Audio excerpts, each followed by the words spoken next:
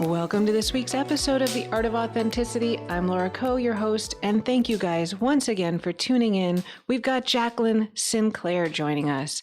Jackie is the artistic director. She just took over for the Joel Hall Dancers and Center here in Chicago. If you don't know of them, it's a 44-year-old dance studio with performances. They've been doing something called urban jazz dance. Joel is a legend here in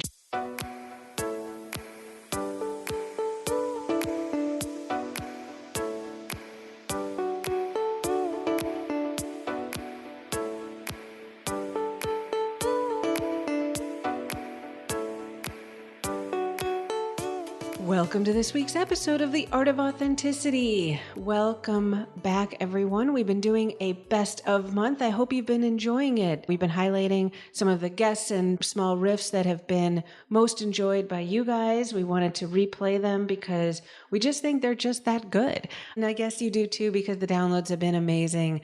Thank you again for all your support. It's because of everybody out there who has continued to listen that this show can continue on. If I could ask you a quick question, favor from me to you, if you could hop over to iTunes, leave a review.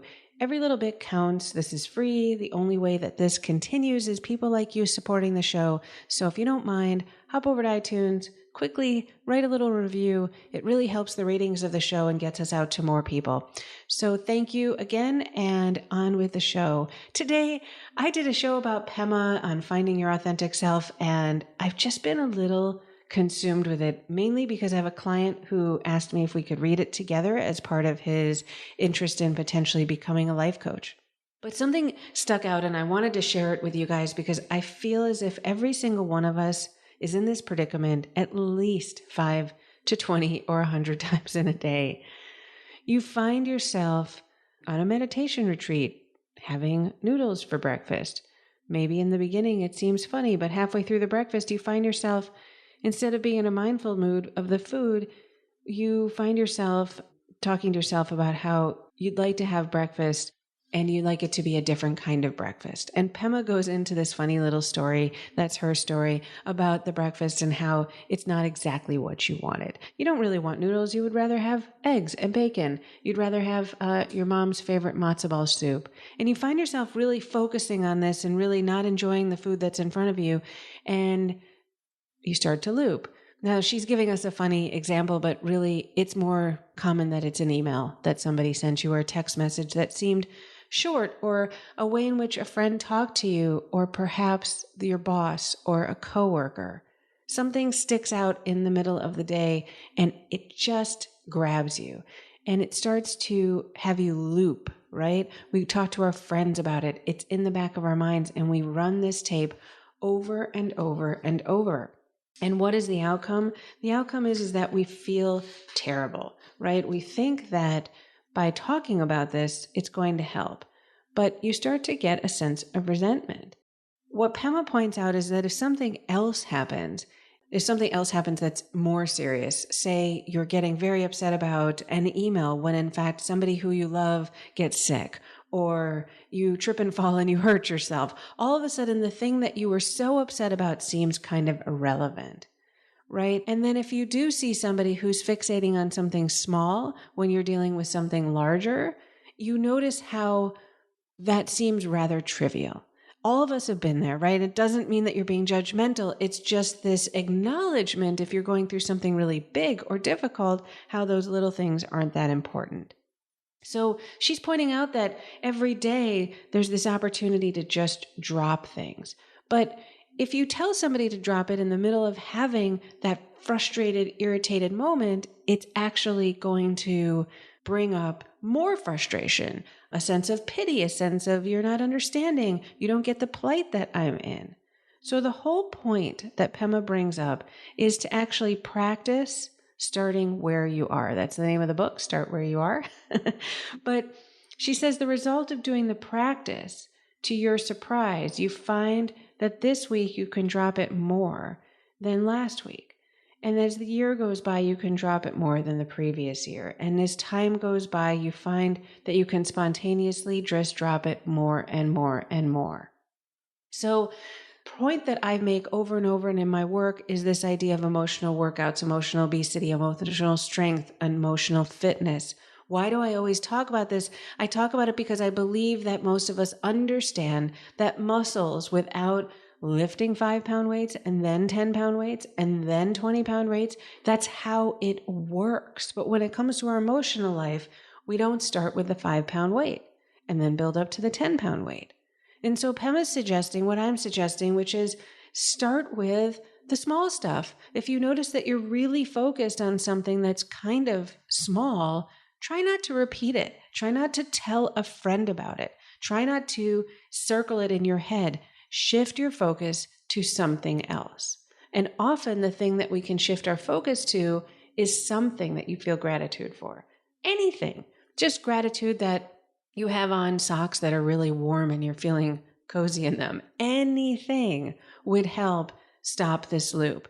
And it's a practice. And at first, it's difficult. So if you find that you are trying to stop that loop and it doesn't really work, that's okay. Try it again and again. It's lifting those weights. It's doing the reps. And so at first, the reps hurt. What happens to muscles? They tear. They break down. They don't make a muscle for quite a while. You're sore at first, but after a little period of time, not that long, you get stronger and stronger and stronger. And to her point, you can drop it more and more and more. So what is it in your life today that's on your mind? I bet everybody out there has at least 5 things that they are looping on. Some fight that they've had with their spouse, some discussion that they want to have with their boss that they have been avoiding, and it's going on in your mind over and over and over. Anything that you're thinking about that is bothering you, that you are replaying over and over in your head, see if you can shift the focus. Even if you come back to it 20 minutes later, try shifting the focus. Over time, you can shift your focus quicker. The space between coming back to those thoughts gets longer. And over years, it gets bigger and bigger until these things just don't plague you. Your life doesn't become one laundry list of things that you're looping and looping through, causing a level of anxiety and discomfort and unhappiness in your lives. Give it a shot. I hope it works. I love Pema. If you haven't checked out the books that she's written, the audiobooks, Don't Bite the Hook is something I recommend to anybody. Start Where You Are is a great book. She's fantastic. Thank you guys so much for tuning in. And as I said, if you could come over to iTunes, drop it a review, I'd really appreciate it.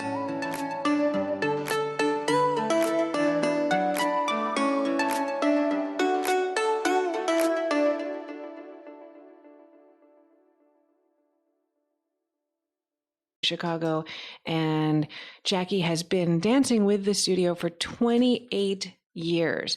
And I would list the things she's danced in, but apparently there's about 6 shoeboxes filled with the different programs she's been part of. So suffice it to say, it's been an incredible career. After dancing with Joel, she moved into rehearsal director, assistant artistic director, and now is the current artistic director. She also runs a dance program in Chicago for a high school and figured out a way to balance both this passion of hers, dance, and a desire to earn a living as a dancer. We dive into it today. If you're somebody who is trying to find a balance, think about how to do the thing you love while having success in the traditional sense, having financial success or stability in your life. This is what Jackie has thought about a lot, and she dives into the discipline, the sacrifice, and all the different elements that have helped her build a life that she truly loves. This is somebody filled with passion who has spent a life both maintaining a sense of success in a traditional sense and following her passion. I hope you love today's show. If you're interested in checking out the Joel Hall Dancers and Center, joelhall.org. Thanks again for tuning in. Welcome to this week's episode of The Art of Authenticity. I'm Laura Coe, your host, and today we've got Jacqueline Sinclair joining me, actually in my house. Hey, Jackie. Hi, Laura. Thanks for joining us. Thank you for having me. So for those of you who don't know, she runs the Joel Hall Dancers and Center, a dance studio in Chicago. We'll have all the links on the site as always. She has created an incredible dance program at a school here in Chicago, Maine South. Correct. Yeah. Has also been a dancer her whole life for 28 years. Is that? Yes. Longer than some of you have probably been alive who are listening, but sorry for that dig. And is now the newly appointed artistic director. So thanks for joining us. And I want to hear all about the new artistic director role and everything you have going on. But first, as always, we like to kind of go back a little, understand people's stories. So if you wouldn't mind, I love your story because so many people who come on the show have more of a turning point moment. They're 20, 30. There's something they're doing in their life that they're successful at, that they're enjoying, but they don't necessarily have the passion, the joy. But you're somebody who kind of found what you loved young, in your teens. So can you take us back sort of what it was like leading up to finding dance and that moment that you really understood this is what you wanted to do with your life? And then I want to chat about, life as a dancer. Sure. Yeah, it was in my teens that I started formalized dance, but the seeds were planted prior. I would create pieces of choreography on roller skates in the backyard and invite the neighbors over as I would perform for them. I would create touring dances where I would go from doorbell to doorbell and I would be performing for the neighbors. I'm sure they were looking out the window like, oh, crap, it's the Sinclair kid again, don't answer. Wait a minute, didn't they have to pay for their tickets? These were all free shows at this moment. Because, if they're checking you out from behind the curtain, that's cheating, right? Right, they had to wait for the curtain to open.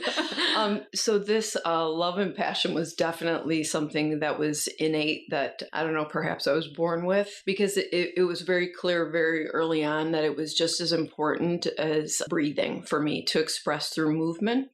So my parents decided as I was young that they would enroll me in some dance classes because we would go out to eat and I would be cartwheeling around the table and under and over. And were you doing like flips off the side of everything? No fear, no fear. Skinned knees all the time. I don't know why, but they dressed me in sundresses always in the summertime, and skinned knees and bruises and, No broken bones? No broken bones. It's like a cat. They enrolled me in a tap class. This is my, famous Be My Baby Bumblebee story. They enrolled me in a tap class at 3, and I remember just struggling to stand on one leg. I can vivid image of trying to do my shuffle and thinking, oh, this is hard to balance on one leg. And I struggle to understand that. Like, your life is all about balance. Yeah, at 3, I don't know. There was something about the tap that it was not the calling moment. Yeah, and it was, the bumblebee thing. It wasn't quite it. I didn't stick with it at that point. I moved on to try some modern dance. That wasn't it either. Though I enjoyed it, it wasn't a defining moment for me. And then I took a jazz class. And it was exactly at that moment, I can still almost remember the first jazz class. Just the fire ignited the way I felt, just the enthusiasm. So the sweaty epiphanies that I still speak about with the dance company that I run today, it was definitely a different type of sweaty epiphany when it came to jazz dance. And so something ignited in your body was like that excitement, that enthusiasm, and you're young, you're childlike. So there's a way in which, right, you just lean right into that. Yeah. There's an overall high from endorphins, et cetera, that we get as we exercise. But this was far beyond that. It was something much deeper. It was speaking to my soul. And, as we get older and we find things that really speak to us, the problem is we get in our heads. Yes. Yeah. But when you're young like that, it's pure. Yeah. It's clean. Yeah. And I was never a very verbal kid. I didn't like to talk a lot. And so this was my expression. Yeah. So fast forward, you start taking dance classes, or when did you engage? Yeah, it was high school where I started to do formalized dance. And because I had a natural aptitude for it, I was getting some recognition from teachers, which led to great encouragement, which was huge for me. Just the acknowledgement that there was something that I loved, that I was also finding some success doing. So having some, great role models to inspire and give encouraging words was huge. And then I started to take, seeking out jazz. jazz. And so the Illinois High School Dance Festival, which the company will be performing at this year, comes around. Full circle. Full circle. Lots of full circles in my life. Yeah. And Illinois High School Dance Festival comes around, and immediately I'm looking at the jazz offerings, and Joel Hall is synonymous with jazz dance. And very first selection, first class, first choice that I want is the urban jazz class. And so there's hundreds of kids in an auditorium. I work my way all the way up to the front in my white jazz shoes and white leg warmers. And I can't believe you admit to that. I had several cute haircuts too. Pat Benatar was an inspiration at one moment. Okay. Keep that one to yourself. Oh, there are photos. And so, I was so anxious to see everything that he had to offer. And so sought out taking classes at his studio, driving anywhere that the studio was located to take class, and then dancing in a high school group, moving into master class with Tim O'Sleen. He came to my high school and said, I have this workshop that I'm hosting at Columbia College, and I'd love for you to take it. So in this process, do you ever have doubt? Do you ever say to yourself, what am I doing? Maybe I should explore other things. Like this is just a hobby, or it's too hard, or I want to quit. Or how did you overcome difficult days, or what, did you just not have a lot of those? You know what? It's hard. I'm asking my body to do things that it doesn't naturally want to do. It's rigorous physically, emotionally. You're asking yourself to stretch, grow, and learn at all of these different ways in which to develop character. And so, no, it's not easy, but was there ever a moment where I was like, oh, this is just too much work or too much effort? Not a moment, ever. Interesting. Or self-doubt, like maybe I don't have the chops, maybe I'm not.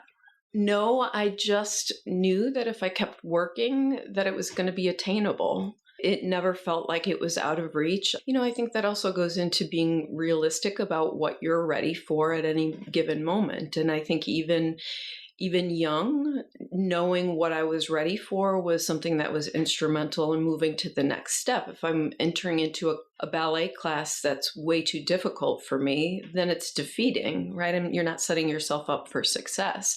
So I think luckily there was some good guidance and some good internal guidance that led me to take the next step that was what I was ready for, what the universe had in plan for me.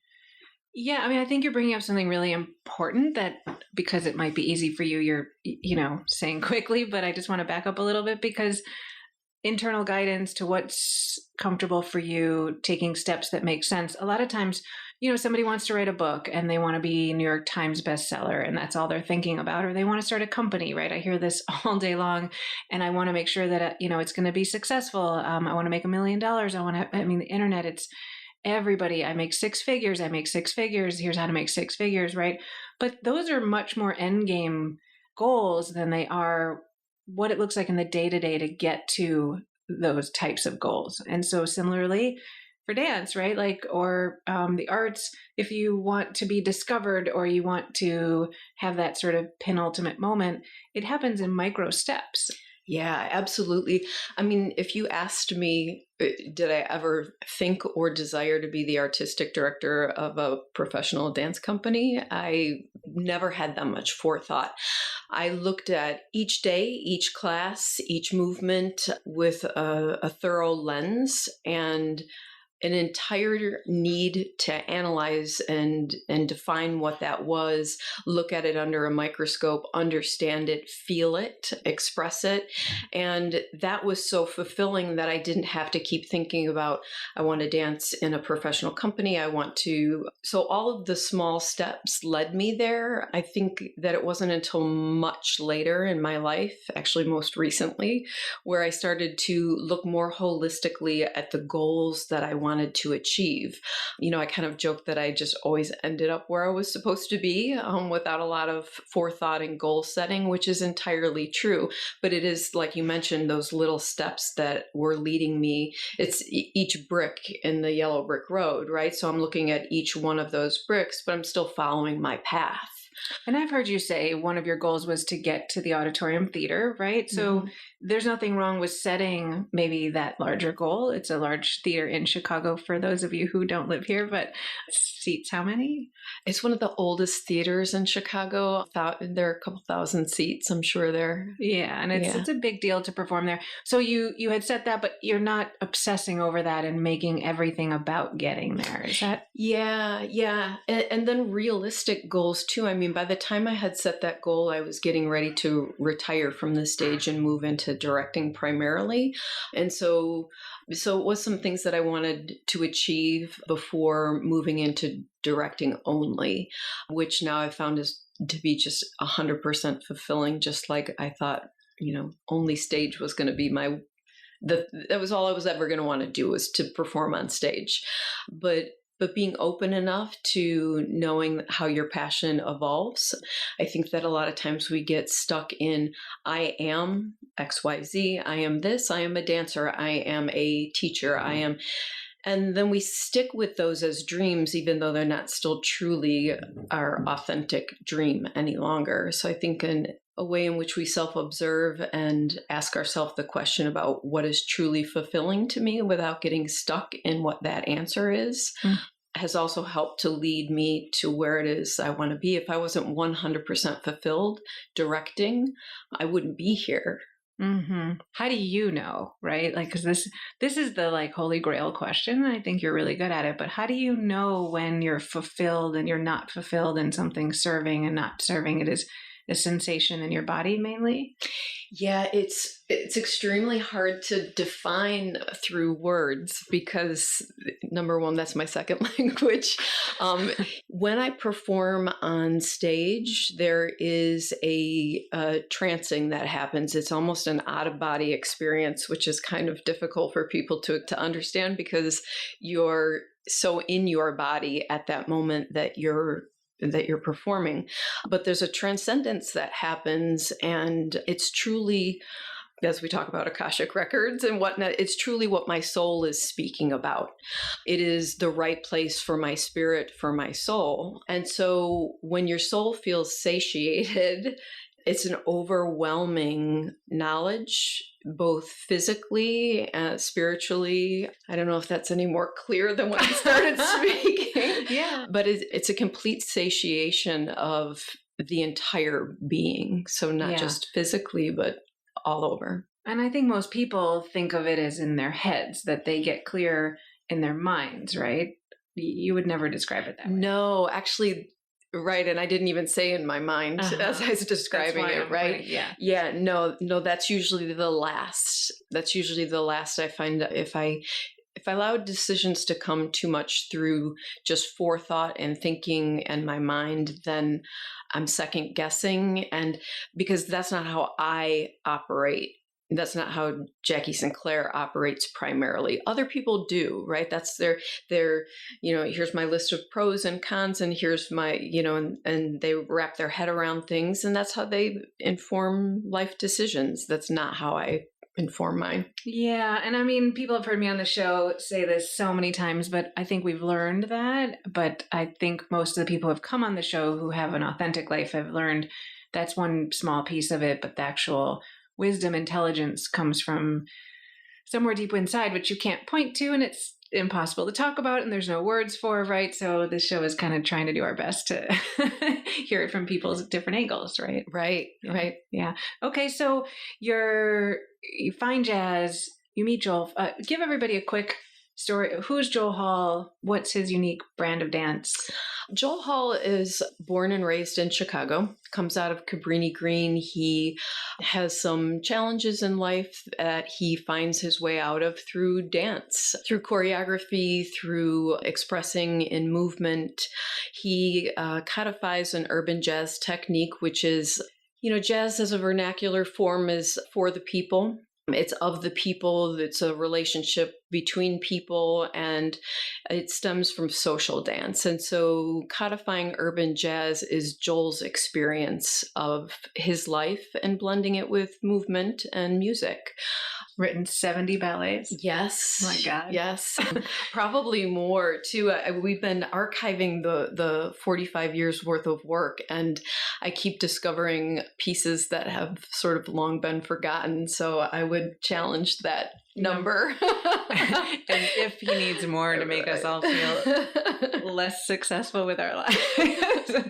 Very cool. So Joel and you danced with Joel for the full 28 years that you were teaching. Tell us a little bit about that mix. Yeah, I started teaching at a high school at the same time that I was asked to apprentice in the company. So as soon as I graduated from Columbia College, I was missing jazz deeply. It's a modern-based school. So the very first day upon graduation, I walked into Joel's studio and took a jazz class with Albert Williams, who's passed since. And he said to me, Jackie, I have a performance in 2 weeks and I have somebody who's injured. Could you step in? And, as the 20-something-year-old, of course I can. And so I perform at an event titled Dances in the Hall, which is an in-studio performance that we actually still host. And Joel came to see the show and he was like, where did you come from and who are you? Because, of course, as I had taken class, throughout high school, wasn't with a lot of regularity. And so he said, come and take my class. And so I started taking his breathing class, which I'm now teaching. Yep. And then I started taking the breathing class and he said, no, I want you to come and take the 6:30 professional class.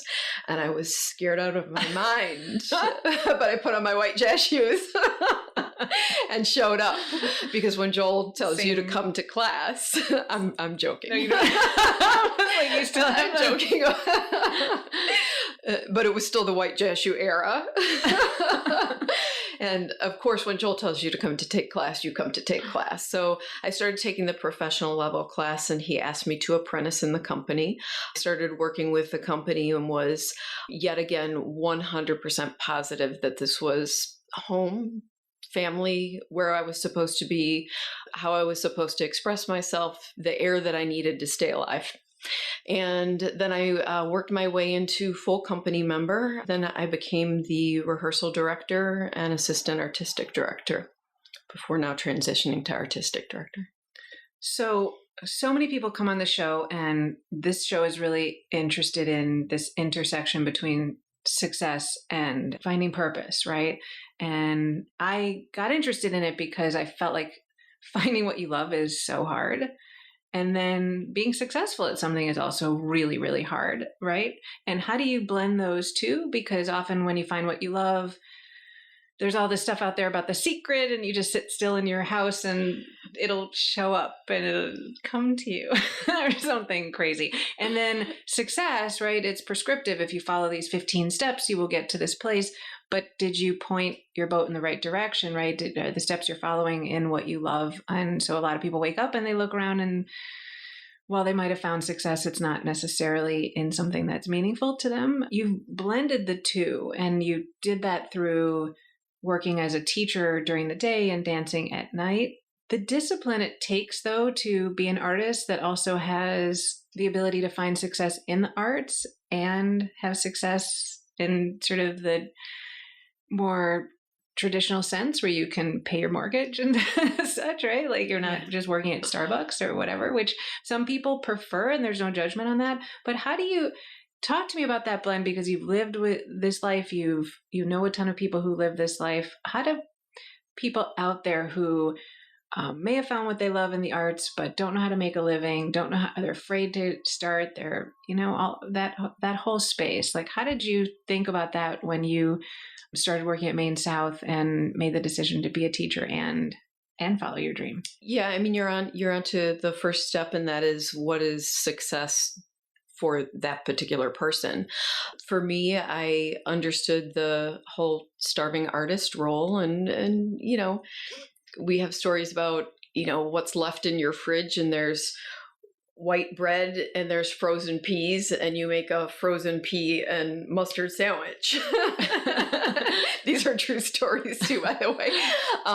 And there's a moment where you're making some sacrifices for what it is you love. But I knew for me that living, as a quote, struggling artist only was not going to be my definition of success. And I felt that it would actually hinder my success as an artist because I would be distracted by struggle, discomfort, or whatnot. So I knew that I wanted to be able to earn enough of a living where I was going to be able to do what every other, typical American could do. And that is, pay your bills and purchase a car if I wanted a car, or if I wanted to have dinners with friends, that I could do that instead of it not being an option. So I did want some sort of security with health insurance. So those were things that I was going to strive to do in addition to creating great art and living as an artist. And so, earning my degree was the first step, and that was haphazard. I graduated from high school. I had no intention on going to college, and my parents were fine with that. Okay, Jack, whatever you want to do. Hugely supportive, Jackie supporters. I went to cosmetology school, and they were like, okay, go ahead and do that. And I did. I went to cosmetology school at the same time that I went to high school, graduated from cosmetology school actually slightly before high school, started working in a shop, and I just hated it. So the same way in which I knew from my first jazz class, like, yes, this is the road, this is the path, this is where I'm going, I 100% knew after working in a hair shop for a few weeks that was 100% not the path that I was going to go down.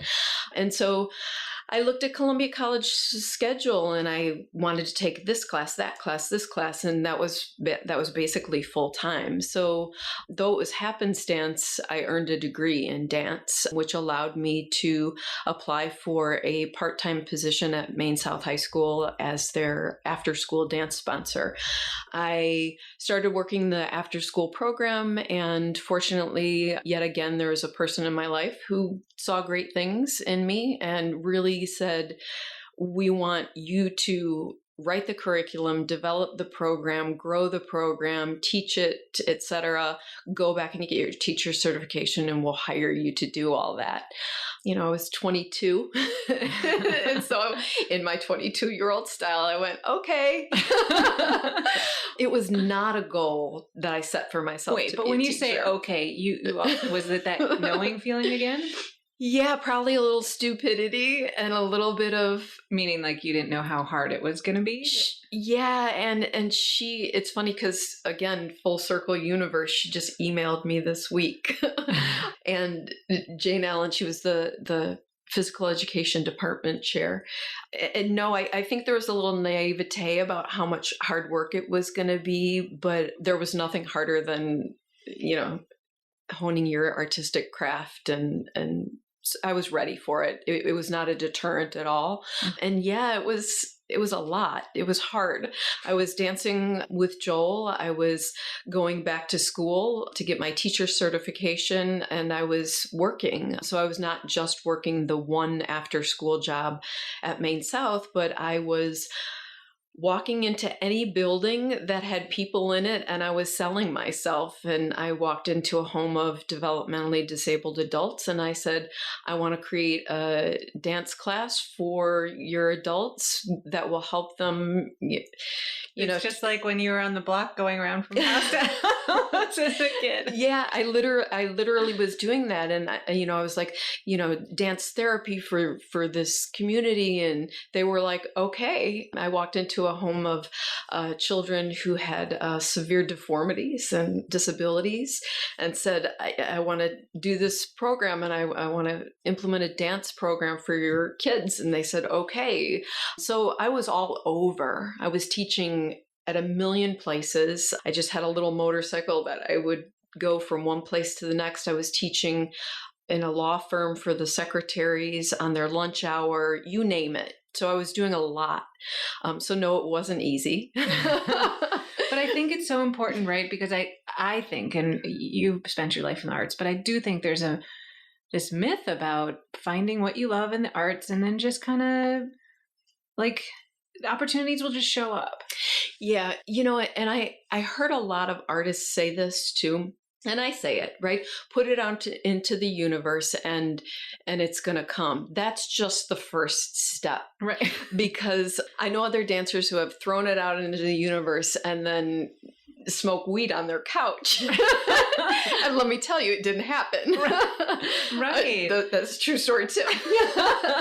So yeah, there is a huge belief that I have that putting it out into the universe is a part of it. And getting back what we put into the universe and the universe giving us what we're ready for. I do believe in all of those phrases, some of which sound like cliches, but yeah, there's a lot of follow-up that happens with it too. A ton of sacrifice and hard work. Well, putting it out into the universe doesn't mean you just wait in your house. Or in the studio. Yeah. Yeah. You're not setting the intention and then sitting in your bed. It's setting the intention. And then when you're out in the world, things rise up to meet you, but you have to be out in the world, right? Mm-hmm. Yeah. And not just at a coffee house. Yeah. And a balance too. Somebody said to me, and I passed this bit of information on to many of my students too. Somebody said to me at one point, Jack, you have to do more than just dance, because all I was doing was taking class. I was in the studio. I was performing. That's all I was doing. And I completely did not understand until much later what that meant. But in order to create a rich vocabulary to speak about from an artist's point of view, the balance that you create in your life and the balance in all areas of success too, how I define that. So yeah, doing more than just the one thing leads to balance. Yeah. You say over and over, I knew, and we talk about it for a second, but since I know, and then the second part where you actually follow that, do you think that's courage, or you briefly breezed over the word Akashic record, which a lot of people out there don't know what that even means, and I didn't either until you introduced me. What allows you to follow that sense? Because I think a lot of people know, right? I think a lot of people have a gut instinct. They have a sense, they have something, but the courage or ability to listen to it, take those next steps is the harder part. Yeah, and gut instinct to me is only one part. And then my belief in Akashic records is a second and different part. They overlap slightly, but gut instinct is a little more in the physical realm for me. And the Akashic belief is, of course, more in the spiritual. And that is, it's my belief that prior to coming back for another life, I feel that we have more than one, we set goals for ourselves, what it is that I want to achieve in this lifetime. And those goals that we set prior to coming here come across to you if you're listening to them in this physical world. So in this life that I'm leading, I feel I'm on the correct path because I know that I've written this story. I know that I've written this journey. And so again, I'm not sure if that's more clear than when I first started to describe it, but it solidifies for me that I'm on my correct journey, in addition to gut instinct, working hard, finding a passion and a love. All of those things are the recipes that lead to authenticity. Yeah. And so when you're sitting when you start cutting hair and you're like, I knew I don't want to, or you jazz and you want to, do you just have an immediate next step? Do you think you believe in yourself? Do you think it just takes courage? Is it just that you believe that you wrote this in the Akashic record, so it's not for you to question those things? Like, how do you, is it such a hang up for people that they know they need to get out of their marriage? They know that the job they're in is awful and they've been there for 20 years, right? They're so clear that this isn't working, but there's something about that next step that causes, so much stress. Like, where do I go next? What do I do? I don't, right? Yeah. And I think the answer to that is a little bit different at different phases in my life. So the older I get, like I mentioned previously, I think I look at things more holistically and I set more goals for myself because that's this phase right now. So just knowing for me right now is not good enough as the artistic director of a 45-year-old organization. I have a huge responsibility towards those who came before me in the organization, to Joel, the students who are currently there, to the future of jazz dance in Chicago, to the future of the dancers who are coming in. And so it is with great care that I listen to my instincts, my gut, my just knowing, but coupling that with some seriously good feedback and information. Yeah. That's the combo, right? Mm-hmm. Okay, so last summer announced artistic director, Joel Hall Dancers and Center. You've gone on sabbatical from your second job. Mm-hmm. Tell us where you are today. Yeah. That was the last, your question about, the courage and the knowing. That was one of the ones that, taking a sabbatical from school, it was a big one because that's, I have always had both in order to give myself, meaning the work at the high school and the work at Joel Hall Dancers and Center, to balance my life. And at this point, there's an imbalance in between those two things. And so I needed to apply for a sabbatical in order to focus solely on Joel Hall Dancers and Center. And it's a sabbatical without pay. And so what does balance now look like in my life? So at first I was in terror over the thought of leaving the school because I've been there for 28 years. I have a pension. I have health insurance. I have a paycheck that gets auto deposited into my bank account every 2 weeks. And I don't have that in my artistic world. But I had to seriously ask myself yet again, what at this moment in time is my goal and what are my dreams? What are my dreams? I still have dreams. And so how do I ask myself very honestly, what is the importance between these things? And if I feel that I'm sacrificing for money, I am not being true to myself. So how much money do I need to be happy and balanced? And what level of artistry do I need? And then being okay with the fact that those things can ebb and flow in my life. Now, when I was in my 20s and was making, hardly any money, was I happy? Yes, I was 100% happy. I was fulfilled. I was fine with that, right? And then I needed that stability in order to hone my artistry, right? So that way I wasn't struggling to a point where I couldn't really focus on the art. And now I'm at a new phase. And what does that mean to me at this point in my life? Yeah, such a great point, because I hate the word balance. I think a lot of people have heard me talk about this, but I'll say it again, right? There's this strange idea that there's a singular balance out there. And it's also something that we're going to find and hold, right? So my balance isn't your balance.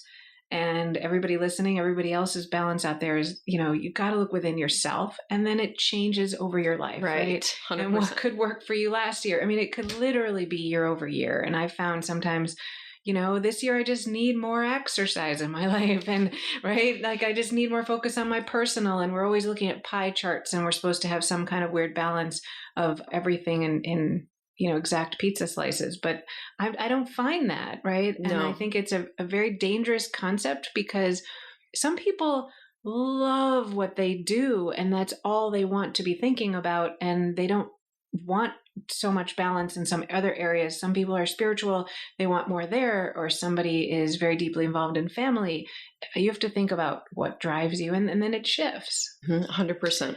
Okay, so everybody who comes on the show, I ask them this question. I'm going to ask you, what does an authentic life mean to you? An authentic life, I think finding a way in which I am comfortable in my own skin communicating at that moment.